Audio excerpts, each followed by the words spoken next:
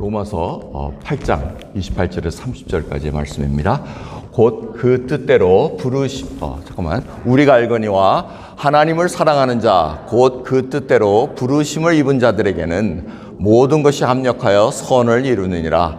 하나님이 미리 하신 자들로 또한 그 아들의 형상을 본받게 하기 위하여 미리 정하셨으니 이는 그로 많은 형제 중에서 맏아들이 되게 하려 하심이니라. 또 미리 정하신 그들을 또한 부르시고 부르신 그들을 또한 의롭다 하시고 의롭다 하신 그들을 또한 영화롭게 하셨느니라. 아멘. 자리에 앉으시겠습니다. 로마서 저희들이 오랜만에 이렇게 접해봅니다. 로마서 하면은 여러분 생각나는 게 뭡니까? 로마서의 초점은 복음입니다.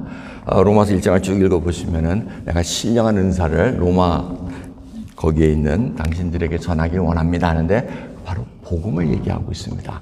이 로마서는 복음에 관한 얘기입니다. 우리가 어떤 상태였는데 하나님께서 어떠한 계획을 가지시고 우리를 구원해 주셨는가, 거기에 대한 얘기를 쭉 써놓고 있습니다. 그래서 여러분 복음에 대한 조금 흔들린다 그러면 로마서로 가시기 바랍니다. 그리고 2022년에 마지막에 정말 내가 복음에 온전히 있는가? 이게 복음이 도대체 무엇인가 궁금하면 로마서를 읽어보시기 바랍니다. 로마서를 읽고 이해가 되면은 거의 끝났다고 봐야 됩니다. 저도 로마서를 이해하는데 굉장히 많은 시간이 흘렀습니다. 그런데 읽으면 읽을수록 이건 정말 하나님의 깊은 것까지 다 알려주는 놀라운 말씀이구나라는 것을 깨닫게 됩니다. 근데 혹이라도 여러분들 로마서를 읽을 때 도대체 이게 무슨 말인지 모르겠다 그러면 조금 덮어두세요. 덮어두고 욥기나 이런 걸로 읽으세요. 이렇게 이해하기 좋은 거. 이렇게 믿으면 힘들구나. 그래서 다시 복음으로 들어갈 수 있는 그런 기회가 있기를 원합니다. 아무튼 로마서는 이런 복음에 관한 얘기입니다. 그러면서 오늘 8장 저희들이 읽은 말씀 윗절을 보면은 성령 하나님께서 말할 수 없는 탄식으로 우리를 위하여 간구하신다고 얘기합니다. 근데 왜 성령 하나님께서 말할 수 없는 탄식으로 우리를 위해서 간구하십니까? 그게 바로 하나님의 계획하고 지금 우리가 움직이는 길하고 달라서 그렇다는 것입니다. 그래서 오늘 본 말씀을 보면은 하나님 앞에는 두 부류의 사람밖에 없습니다. 첫 부류는 하나님을 사랑하는 자입니다. 두 번째 부류는 하나님을 미워하는 자입니다. 하나님을 사랑하는 자는 누굽니까? 바로 부르심을 입은 자. 하나님께서 미리 아셔가지고 택하셨다 그러고 정하셨다고 얘기를 하고 있습니다. 참 이게 놀라운 일입니다. 여러분 우리는 자꾸 사람들을 나누려고 그러는데 하나님 입장에서 보면 아주 간결합니다. Only two kind of people. 하나님을 사랑하는 자, 미워하는 자. 그걸로 판결이 납니다. 여러분은 어느 편에 있는지, 어느 쪽에 속하는지 하나님이 정하셔서 우리에게 지금 그 믿음을 주셨다는 겁니다. 그렇기 때문에 저희들이 지금 이 말씀을 가지고 예정론이다 이런 걸 얘기하지만 그거는 조금 사이드입니다. 지금 하나님께서 어떤 계획을 가지고 있는가 지금 저희들에게 알려주고 있습니다. 그래서 이 말씀을 보면 찬송하리로다. 하나님 곧 우리 주 예수 그리스도의 아버지께서 그리스도 안에서 하늘에 속한 모든 신령한 복으로 우리에게 복 주시되 곧 창세전에 그리스도 안에서 우리를 택하셨느니라 하고 말씀하고 있습니다. 여러분 이 택하셨다는 거 놀라운 은혜입니다. 내가 공로가 있고 내가 이뻐서 아니면 미리 하나님께서 내가 믿음으로 반응을 보일 것 같아서 우리를 택하신 것 아니라는 것입니다. 하나님은 무조건 사랑하기 때문에 그 사랑하는 자를 택하셨습니다. 이유는 아무도 모릅니다. 그건 하나님 앞에 나중에 가셔서 물어보시기 바랍니다. 하지만 우리 지혜로는 알 수가 없다는 겁니다. 그러기에 하나님께서 태초 정말 우리가 태어나기 전에 이미 정해놓으시고 우리를 택하셔서 지금 하나님의 목적으로 끌고 가신다는데 우리가 초점을 맞춰야 된다는 겁니다. 그래서 우리가 이제 아까 성령 하나님께서 탄식하신다는 건 하나님께서 원하는 목적대로 우리가 가지 못할 때 성령 하나님께서 이 탄식하고 우리를 위해서 친히 간구하신다는 겁니다. 근데 오늘 말씀 중에 참 좋은 말씀은 뭐냐면 28절입니다. 하나님의 뜻대로 부르심을 입은 자들에게는 모든 것이 합력하여 선을 이루리라. 참 이 말씀 가지고 고민도 많이 했습니다. 정말 이게 무슨 뜻인가? 정말 어떻게 환경이 전부 다 선하게 바뀐다는 것인가? 여러 가지 고민 중에 시간이 지나고 보니 이 선을 이룬다는 것이 바로 하나님의 뜻이라고 생각하면 아주 깨끗하게 해결이 되더라고요. 저한테는, 여러분들은 또 다를 수 있지만 저는 이 선함이 하나님의 뜻이라고 생각하면 이것이 바로 선을 이루었구나 하고 알게 된다는 겁니다. 과정은 우리가 원치 않는 과정일 수도 있습니다. 하지만 그것이 하나님의 뜻 안에 있다면은 고난을 받고 아니면 내가 잘못해서 징계를 받고 그런 과정 속에서 그것이 다 하나님의 뜻 안에 있다면 이것이 궁극적으로는 다 선을 이루게 돼 있다는 것입니다. 하나님께서는 이 목적을 가지고 우리들에게 지금 쭉 끌고 가십니다. 보십시오. 29절을 보시면 목적이 나타납니다. 하나님의 미리 하신 자들로, 바로 저희들입니다. 택하셔가지고 미리 하신 자들로 또한 그 아들의 예수 그리스도십니다. 그 아들의 형상을 본받게 하기 위해서, 그 이미지를 본받는다는 것은 모든 것을 다 담기 위함이라는 겁니다. 그래서 그걸 미리 정하셨다고 얘기합니다. 그래서 그로 많은 형제 중에서 맏아들이 되게 하려 하심이라고 얘기합니다. 이것이 바로 예수 그리스도께서 십자가에서 돌아가시고 부활하신 후에 일어나십니다. 그래서 저희가 보면은 요한복음 20장 17절 보면은 예수님께서 부활하신 후 마리아에게 이 얘기를 합니다. 너는 내 형제들에게 가서 이르되 내가 내 아버지 곧 너희 아버지에게 이제 올라간다고 이렇게 말씀드리라 얘기합니다. 바로 내 형제들이라고 얘기합니다. 예수님께서 맏형이 되셨습니다. 그래서 그분에게 지금 우리가 따라가는 그 길을 하나님께서 미리 정하셨다는 겁니다. 이 일이 지금 진행 중에 있다는 것을 우리가 항상 기억하고 있어야 됩니다. 하나님 미리 하신 자들로 또한 그 아들의 형상을 본받기 위해서 미리 정하셨다고 얘기합니다. 그리고 또 미리 정하신 그들을 또한 부르시고 부르신 그들을 또한 의롭다 하시고 의롭다 하신 그들을 또한 영화롭게 하셨느니라고 말씀하십니다. 여기서 부르신 목적은 예수 그리스도를 닮기 위함이라는 것을 여러분들이 꼭 기억하셔야 됩니다. 내가 하나님 왜 나 구원하셨어요?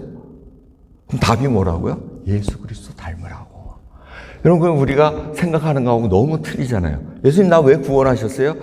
구원해 주셨으면 잘 먹고 잘 살고 안 아프게 해 주셔야 되잖아요. 보통 이렇게 생각하잖아요. 그리고 그거 안 들어주시면 하나님 나 미워하시나 봐 이렇게. 근데 목적이 틀리다는 거예요. 만약 그런 식으로 생각하면은 여러분들이 왜 하나님 믿겠어요? 차라리 어디 딴 데 가서 비나이다 하고 점이나 치고 앉아 있는 게 낫죠. 여러분, 그거 아니라는 겁니다. 많은 분들이 거기에 넘어집니다. 예수 그리스도 믿었더니 되는 게 하나도 없네. 그게 지금 목적이 아니라니. 목적은 뭡니까? 예수 그리스도 닮게 하는 데 있다는 겁니다. 그거를 깨닫게 되면 이 모든 것들이 서서히 정리가 되기 시작합니다. 그러면서 주님 앞에 이 칭의와 성화와 영화, 그게 바로 우리를 부르시고 칭의입니다. justification. 하나님께서 우리가 의롭다고 그냥 선포해 버리십니다. 그리고 그분을 의롭다 하시는 이들 영화롭게 하십니다. 이 영화롭게 했다는 것은 glorification인데 sanctification과 glorification을 다 합쳐서 말씀을 하고 계십니다. 그러니까 칭의부터 성화와 영화 이 모든 과정을 하나님께서는 딱 패키지로 정해 놓으셨다는 겁니다. 그래서 여러분 전에 말씀드린 거 기억나십니까? 우리 조각가가 이 큰 돌을 보고 대리석 보고 내가 모세의 상을 만들어야 되겠다 하면 어떻게 쓰시지 만들어 놓으신다는 겁니다. 비록 우리가 지금 볼 때는 내가 돌조각에 불과하지만 마지막에 하나님 그 영화로운 그 과정 끝에는 모세상으로 만들기 위해서 결정하셨기 때문에 정해 놓으셨기 때문에 누구도 피해갈 수가 없다는 겁니다. 그래서 하나님께 붙잡힌 자 된다는 어떻게 피해갈 수가 없습니다. 우리가 피하려고 애를 쓰는데 이게 되지가 않습니다. 피해가려고 그러면 아까 말씀하신 대로 성령 하나님께서 탄식한다는 겁니다. 아이고 이 중생 거듭나가지고 예수 그리스도의 구원을 이게 살아가는 이 아무개 형제 이게 답답합니다. 아무개 자매 이거 답답하지만 하나님 어떻게 하겠습니까? 이걸 지금 하나님께서 끌고 가신다는 겁니다. 성경은 그래서 그것을 강조하고 있습니다. 에베소 4장 13절 15절을 보시면은 어떻게 설명되어 있습니까? 우리가 다 하나님의 아들을 믿는 것과 이 아는 일에 하나가 되어 온전한 사람을 이루어 그리스도의 장성한 분량이 충만한 데까지 이르리니 오직 사랑 안에서 참된 것을 하여 범사에 그에게까지 자랄지라. 그는 머리니 곧 그리스도라고 얘기합니다.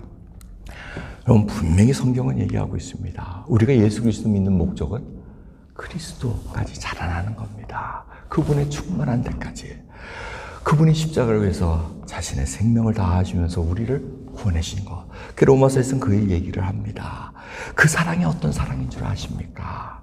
하나님께서는 상실한 마음 그대로 내어버렸다고 얘기합니다. 그래서 탐욕하고 온갖 것 정욕을 저지르는데 그걸 그냥 상실한 마음 내뒀다가 하나님께서 은혜를 베푸신다는 겁니다. 그것이 바로 성령으로 말미암아 중생케 하시고 예수 그리스도의 십자가로 위해서 내가 구원한다는 거. 이게 놀라운 진리로 우리에게 다 알려준다는 겁니다. 그래서 이 갈라디아서 4장 19절 보면 나의 자녀들아, 사도 바울이 얘기하고 있습니다. 갈라디아 교인들에게 너희 속에 그리스도의 형상이 이루기까지 다시 너희를 위하여 해산하는 수고를 한다고 얘기합니다. 왜 갈라디아 교인이 엉뚱한 데 가서 엉뚱한 복음을 듣고 엉뚱한 얘기를 들으면서 그게 다이냐? 그걸 믿고 갔다는 겁니다. 그러니까 이거 다시 그리스도의 형상이 이르기까지 다시 또 상고를 해야 되는구나. 애를 낳는 고통과 같은 그런 고통을 다시 해야 되는구나.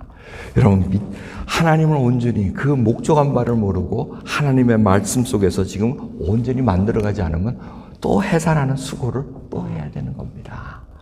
이러한 것을 성경 속에서 계속해서 우리에게 알려주고 있다는 겁니다. 하나님께서는 그 뜻대로 부르심을 입은 자들에게는 모든 것이 합력하여 선을 이룬다고 얘기하십니다. 하나님께서 목적하신 것 바로 하나님의 뜻입니다. 이것을 이루는 것이 바로 선이라고 말씀드렸습니다. 요즘 저희들이 창세기 계속해서 요셉의 그 연단 과정과 그 마지막 과정을 저희는 보고 있습니다. 요셉이 좋은 예입니다. 자기가 형들의 시기를 갈아서 노예를 갑니다. 그리고 또 자기 죄를 범하지도 않았는데 감옥에 들어갑니다. 근데 이것이 다 요셉이 나중에 다 깨닫습니다. 그리고 창세기 50장 20절 창세기 그 마지막 장을 보면은 형들이 두려워합니다. 혹이라도 요셉이 우리들을 지금 아버지가 돌아가셨으니까 우리를 이제 막 해치지 않을까 이런 걱정을 합니다. 근데 요셉은 뭐라 그럽니까? 당신들은 나를 해하려 했으나 형님들이여 당신들은 나를 해치려고 했으나 하나님은 그것을 선으로 바꾸사 오늘과 같이 만민의 생명을 구원하게 하시려 하셨나이다 하고 얘기합니다. 선이라는 얘기를 합니다. 요셉이 그걸 알았다는 겁니다. 와, 이거는 놀라운 일입니다. 여러분, 자기가 바로 하나님의 뜻 가운데 연단을 받고 내가 억울한 누명을 쓰고도 감옥에서 그렇게 몇 년 동안 그렇게 고생을 했는데 그게 다 억울한데 두고 봤더니 그게 다 하나님의 뜻이었다는 것. 그래서 그것이 선이라는 것. 이스라엘 백성들을 애굽 땅으로 불러들여서 가뭄을 피하기 위하고 그 안에서 생명을 구해서 민족으로 나올 수 있게끔 만든 것이 하나님의 뜻이라는 것을 요셉이 봤다는 것입니다. 여러분, 이것을 보면은 엄청난 은혜와 평강이 온다는 것입니다. 그래서 우리가 하나님께 복을 받았은즉 재앙도 받지 않겠느냐. 이것이 바로 욥의 고백입니다. 욥이 믿음이 없는 자가 아니었다는 거 아시지 않습니까? 어떻게 해서냐 하나님 앞에 온전한 자로 잘 쓰려고 그랬는데 괜히 사단이 하나님 복 주시니까 저렇게 잘 믿는 거죠. 이렇게 합니다. 복을 싹 걷어가도 욥은 범죄하지 않습니다. 그런데 억울함이 있습니다. 근데 하나님을 아직 다 몰랐다는 거죠. 나중에 하나님께서 딱 나타나니까 그렇게 말빨 좋은 욥도 아무 말 못합니다. 내가 그냥 귀로만 듣는데 이제 눈으로 보니 내가 할 말이 없습니다. 하나님께서 탁 드러내시면은 우리는 아무 말 못합니다. 여러분들이 막 뭘 안다고 내 뜻대로 내가 생각에 하나님 이렇게 해주셔야지만 그게 아니라는 겁니다. 하나님을 점점 알아가며 예수 그리스도의 형상을 닮아가는 것, 이것이 저희들에게 필요하다는 것입니다. 여러분, 하나님의 그 연단 과정, 우리가 다 그것을 건너갈 수밖에 없습니다. 요셉도 얼마나 하나님을 원망했겠습니까? 그 이루 말할 수 없는 고통, 형들한테, 피부치한테 버림받고 또 억울한 누명 씌워가지고 차디찬 감옥에서 착고에 찌어가지고 자기 몸을 부닥치면서 피 흘리며 하나님 나를 왜 버리셨습니까? 이런 울부짖음 속에서 하나님의 뜻을 깨닫고 이것이 바로 선으로 바꾸셨구나 라는 것을 고백할 수 있다는 겁니다. 여러분, 지금 인생의 그 길에서 이 고백이 나올 수 있습니까? 아니면 아직도 과정 속에서 하나님, 나는 아직 모르겠습니다. 하나님 뜻 모를 수 있습니다. 저도 다 모릅니다. 하지만 만약 내가 하나님 은혜 가운데 주님 앞에 모든 것을 내려놓고 정말 하나님 뜻대로 이루기를 원합니다. 그걸 볼 때 하나님의 선함을 봅니다. 여러분 의심이 갑니까? 그럼 십자가를 보시기 바랍니다. 예수 그리스도께서 십자가에서 들 때 어떻게 기도하십니까? 겟세마나에서 내 뜻대로 마시고 아버지 뜻대로 하옵소서. 그게 뭡니까? 선함을 이루어 주옵소서. 그래서 십자가의 일을 통해서 선함이 이루어집니다. 저주를 받아야 할 그 십자가가 이제는 생명을 주는 나무로 바뀌었다는 것입니다. 이것이 바로 하나님의 뜻을 알고 하나님의 뜻대로 행하는 자의 모습이라는 겁니다.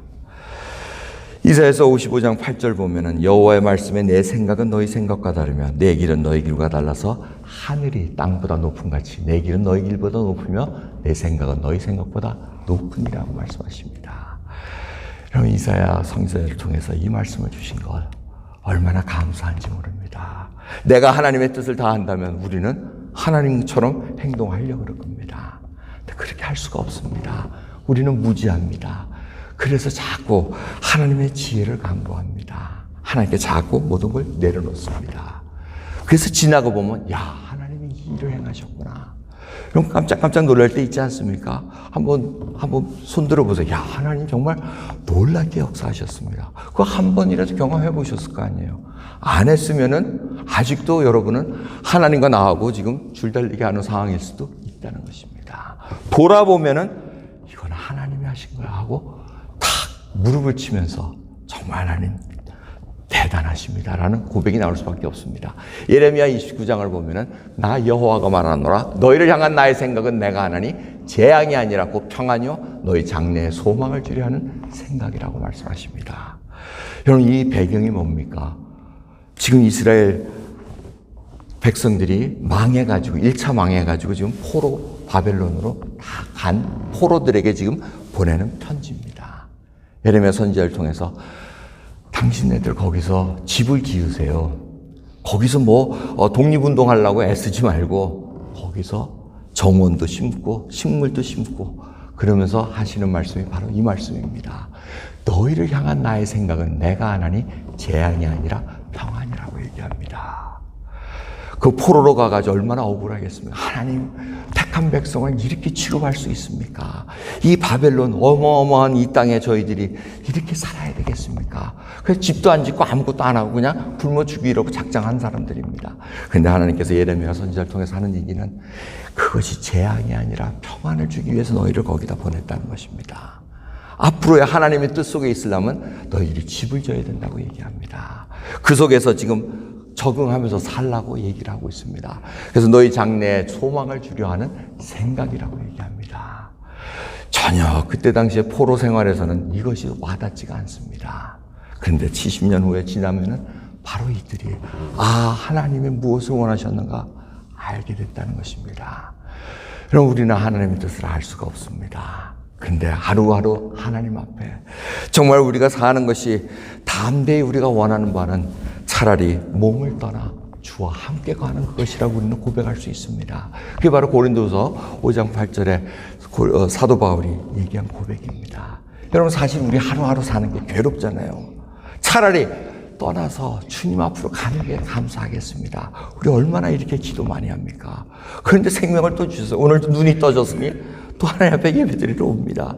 이게 기적 같은 일입니다. 저는 하루하루 60이 넘고 느끼는 게 뭐냐면 하루하루 눈을 떠서 산다는 게 기적이네. 또 뭔가가 또 있나 보다. 그리고 또 기대를 갖고 또 살아갑니다. 그래서 사도 바울이 이렇게 얘기합니다. 그런즉 우리는 거하든지 떠나든지 하나님 앞에 지금 여기 가 있든지 아니면 이 땅에 계속 있든지 주를 기쁘시게 하는 자 되기를 힘쓰노라고 얘기합니다. 왜 그러냐? 이는 우리가 다 반드시 그리스도 심판대 앞에 드러나 각각 선악간에 그 몸으로 행한 것을 따라 받으려 함이라고 얘기합니다. 사도 바울이 이것을 분명히 알고 있었습니다.